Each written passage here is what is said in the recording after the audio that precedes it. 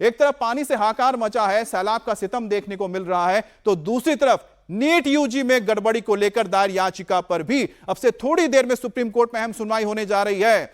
आज CJI D Y Chandrachud की अध्यक्षता वाले 3 जजों की बेंच आज यह तय कर सकती है कि नीट की परीक्षा रद्द होगी या नहीं होगी। अगर होगी तो री एग्जाम होगा या नहीं होगा। इसके साथ ही कोर्ट एनटीए को लेकर भी ऑर्डर दे सकता है। नीट यूजी परीक्षा को लेकर करीब 23 लाख छात्रों का भविष्य इस वक्त अधर में लटका हुआ है। सुप्रीम कोर्ट के पास 43 याचिकाएं गई जिस पर सुनवाई हो रही है। इनमें से 34 याचिकाएं तो स्टूडेंट्स, टीचर्स और कोचिंग इंस्टीट्यूट ने दी है, जबकि 4 याचिकाएं नेशनल टेस्टिंग एजेंसी की ओर से लगाई गई, यानी एनटीए की ओर से। इस बीच सीबीआई ने कोर्ट में नीट पेपर लीक केस में अब तक हुई जांच की रिपोर्ट सौंप दी है। अब सुप्रीम कोर्ट में सीबीआई ने जांच रिपोर्ट सीलबंद लिफाफे में दी है।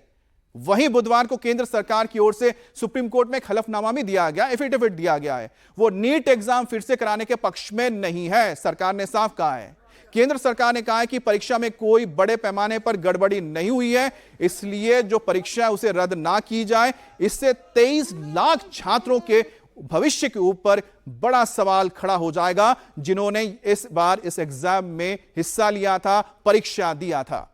तो सबकी नजरें इस वक्त सुप्रीम कोर्ट में है, जहां किसी भी वक्त इस पर बड़ा फैसला आ सकता है। अब सरकार ने कोर्ट में हलफनामा दिया और पेपर लीक बड़े पैमाने पर नहीं होने की बात कही, लेकिन जो छात्र जिन्होंने इस बार परीक्षा दी थी वो सरकार के जवाब से संतुष्ट नहीं है। वो दोबारा परीक्षा कराने की मांग कर रहे हैं। ऐसे छात्रों से ही बात की हमारे सहयोगी कुमार सोनू ने।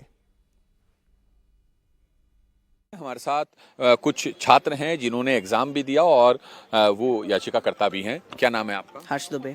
हर्ष, क्या कुछ आप लोगों का स्टैंड है कोर्ट में आज और जो पूरी सुनवाई हुई? हाँ, हम लोग चाहते हैं कि वाइड स्प्रेड पे पेपर लीक जो हुआ है वो प्रूफ हो जाए। अगर अब जो एनटीए वाले गवर्नमेंट है वो कह रहे हैं कि नहीं, बहुत बड़े लेवल पे पेपर लीक नहीं हुआ है, तो आप कैसे कह सकते हैं? जिसने पेपर लीक कराया आपने अभी तक उसको तो पकड़ नहीं पाया है, तो उसने किस किस को पेपर दिया है आप कैसे कह सकते हैं? और उसने बिहार में पेपर लीक किया, वो रहने वाला संजीव मुखिया जो एमपी का है, क्या उसने एमपी में पेपर लीक नहीं कराया होगा? अगर आपने अभी उसको नहीं पकड़ पाया, आप कह रहे हैं कि पेपर लीक जो है छोटे लेवल पे हुआ है, वाइड स्प्रेड पे नहीं हुआ है, तो आप कैसे कह रहे हैं? आपने उसको तो पकड़ ही नहीं पाया जिसने पेपर लीक कराया। और ऐसे जाने कितने लोग हैं जिनको अभी तो पकड़ना ही बाकी है। तो अभी अगर कोई आवाजें ना उठाई जाती तो शायद ये भी नहीं पकड़ा जाता संजीव मुखिया भी, और जाने कितने लोग ऐसे भरे पड़े हैं जिनको अभी पकड़ा ही नहीं गया है। और ओएमआर फिलिंग करी गई है सेंटर्स पे, वो उस पे तो आपने बिल्कुल एक्शन ही नहीं ले रहे हो। उसमें तो किस बच्चे की कितनी ओएमआर फिल हो गई है ये आप कैसे पता करेंगे? किस सेंटर पे कितना ओएमआर फिलिंग करी गई ये कैसे पता करेंगे? अब जैसे अपन देखिए गोधरा वाली जगह, तो वहाँ क्या है कि बच्चों का पेपर सबमिट हो गया 5:20 पे, और वहाँ से ओएमआर जाती है 9 बजे, तो 4 घंटे तक पेपर जो है सेंटर पे रखे हुए हैं और बिना किसी कैमरे की निगरानी में। तो उस समय उन ओएमआर के साथ क्या छेड़खानी हुई है, क्या किया गया है, ये आप कैसे पता करेंगे? हाँ, एक और चीज मैं जानना चाह रहा था आपसे कि जो सरकार ने और एनटीए ने ये कहा कि क्योंकि छोटे स्तर पर हुआ है, सभी बच्चों का भविष्य जो है अधर में लटक जाएगा अगर इसको रीटेस्ट करवाया जाता है, तो उसको लेकर आप क्या? और जो हम लोगों का भविष्य अधर में लटका हुआ है उसको लेके क्या कहेंगे? अगर आप उस पर भी तो एक्शन लेना, जो हम लोगों का अधर में लटका दिया है। आप कह रहे हैं कि जिसके अच्छे नंबर आए उसका लटक जाएगा, तो उसने अगर पढ़ाई करी है तो वो दोबारा से पेपर दे सकता है। केवल एक बार रिवीजन ही तो करना है, और जिसके पास आखिरी मौके हैं, जिसको अगला चांस ही नहीं मिल रहा है, जो अगली बार पेपर ही नहीं दे सकता, उसका तो ड्रीम मर जाएगा ना। आप उसकी क्यों नहीं सोच रहे? वो तो उस बच्चे को तो जिसके अच्छे नंबर आए उसे तो सिर्फ एक बार रिवीजन ही तो करना है। और अगर रिवीजन करके वो भूल गया 2 महीने में, तो फिर तो एमबीबीएस ही मत करे, क्योंकि 5 साल में तो वो सब कुछ भूल जाएगा। जो बच्चा 2 महीने में अपना सिलेबस याद किया हुआ भूल गया, वो 5 साल बाद तो उसे कुछ याद ही रहने वाला नहीं है। तो फिर एमबीबीएस करके करेगा भी क्या वो? आपका क्या नाम है? मेरा नाम काजल कुमारी। आपने भी दिया था? नहीं? हाँ जी, दिया है। काजल जी, ये बताइए कि आप लोगों ने क्या कुछ सुप्रीम कोर्ट में आज क्या चाहते हैं आप? क्या कुछ आप सुनवाई भी? हम सब चाहते हैं कि रीनीट का फैसला हमारे हक में आ जाए, क्योंकि इन लोगों ने जो एक वीडियो, इन्होंने अगर साइबर क्राइम डिपार्टमेंट इन्वॉल्व करके सिर्फ इतना चेक किया कि वो वीडियो असली है या नहीं, जैसे इन्होंने नेट का पेपर का चेक किया कि वो टेलीग्राम पे लोड हुआ था या नहीं हुआ था, लीक हुआ था कि नहीं, उस तरीके से ये लोग नीट का पेपर क्यों नहीं चेक कर रहे कि टेलीग्राम पे लीक हुआ है कि नहीं? ये सिर्फ ये वीडियो क्यों वेरीफाई कर रहे हैं?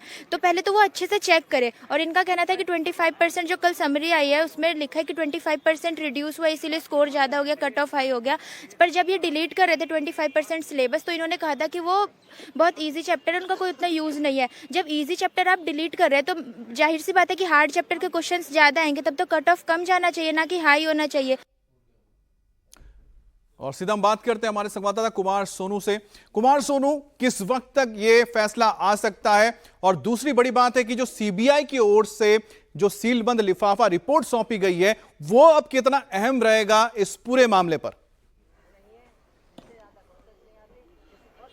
देखिए बिल्कुल क्योंकि इस पूरे मामले पर जो भी धांधली के आरोप लग रहे हैं, जो भी पेपर लीक की बात सामने आ रही है, उसको लेकर सीबीआई इन्वेस्टिगेशन की है सीबीआई ने, और अभी तक की इन्वेस्टिगेशन की रिपोर्ट जो है बंद लिफाफे में, सील पैक लिफाफे में कोर्ट में दाखिल की है। अभी सुनवाई शुरू नहीं हुई है, लेकिन जो है जल्दी इस पर सुनवाई शुरू होगी, क्योंकि 40 नंबर आइटम इसमें जो है ना लगा हुआ है और अभी जो है कुछ समय और लग सकता है। लेकिन अब इसमें एनटीए को तो ये उम्मीद है कि रीटेस्ट की जो है आदेश सुप्रीम कोर्ट ना दे, साथ ही साथ केंद्र सरकार को भी इसी तरह का आदेश की उम्मीद है सुप्रीम कोर्ट से। तो वहीं जो याचिका करता है, जिसमें छात्र भी हैं, जिसमें अध्यापक भी हैं, जिसमें जो इंस्टीट्यूट है वो भी शामिल हैं, तो वो ये लगातार मांग कर रहे हैं कि पूरे मामले में रीटेस्ट होना चाहिए। इन्वेस्टिगेशन जो चल रही है, प्रोब जो चल रही है, वो प्रोब चलती रहे, लेकिन इस पूरे मामले में जो है रीटेस्ट होना चाहिए, क्योंकि बहुत सारे छात्र ये चाहते हैं, क्योंकि वो अगली बार नहीं दे पाएंगे, तो ऐसे में उनके भविष्य को लेकर सवाल खड़ा हो रहा है। तो वहीं नीट की तरफ से या केंद्र सरकार की तरफ से कहा गया, क्योंकि जो मामले की शिकायत है, ये भी निकलकर सामने आ रही है कि सीबीआई की जो रिपोर्ट गई है,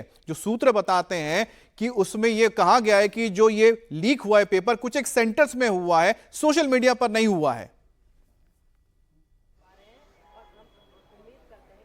देखिए बिल्कुल अभी क्योंकि वो लिफाफा ओपन नहीं हुआ है, तो इसलिए कुछ भी कहना जल्दबाजी होगा, लेकिन इतना जरूर ये सामने आ रहा है कि एक सेंटर का उस रिपोर्ट में जिक्र किया गया है। कुछ 1.5 दर्जन के करीब जो छात्रों की को पेपर मिलने की बात सामने आई है।